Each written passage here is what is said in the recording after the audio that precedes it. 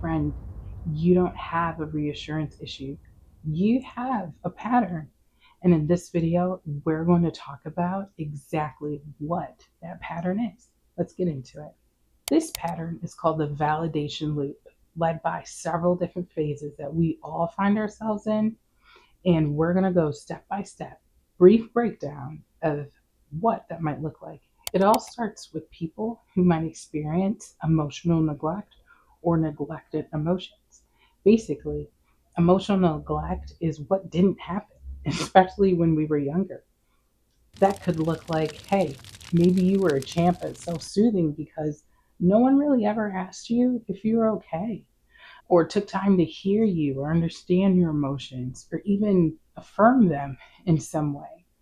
And that could also be mirrored in your relationships today, even as an adult. Maybe you've experienced situation after situation with different people that your needs didn't matter, your needs were minimized, and other people's prioritized or maximized, constantly being misunderstood, or someone not taking the time to understand. And so, which then leads us to a shame identity. And shame identity is basically saying, what just happened is me. I am the problem. I must not be enough. I must be less than. I must not be worthy or belong or worthy to be chosen or seen or understood or too much. We take that narrative on as if it is us and who we are at our core. And from there, that causes us to do what I call validation seeking. It's seeking validation for those deep longings, basically saying, I'm going to look outside of myself for somebody or something to fill that hole, that need that I have that was not ever really met. Someone to let me know, or something to let me know that I am worthy, I am chosen, I belong, whatever the situation or the person or the experience is.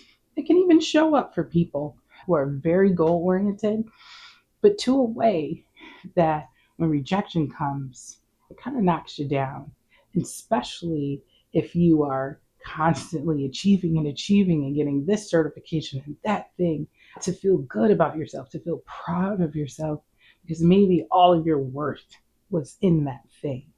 And then from there, that leads us to self abandonment.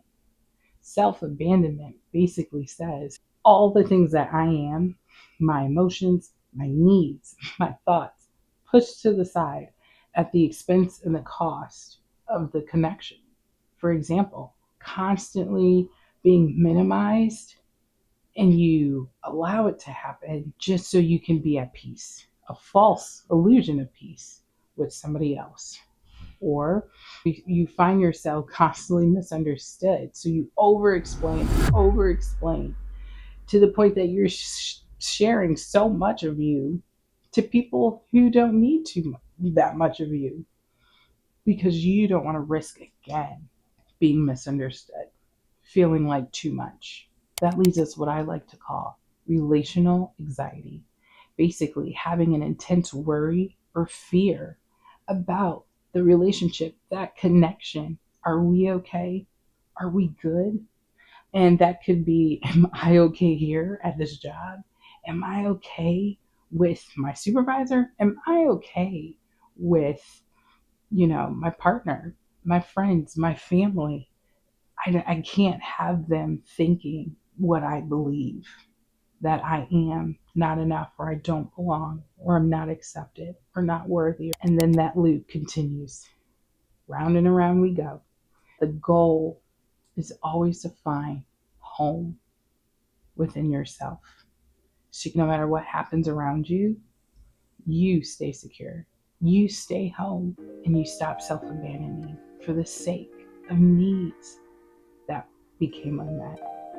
If this video resonated with you, comment below, subscribe and follow to keep staying up to date with new information that's going to come out about how to find that security, find yourself back home, and get yourself out of that loop.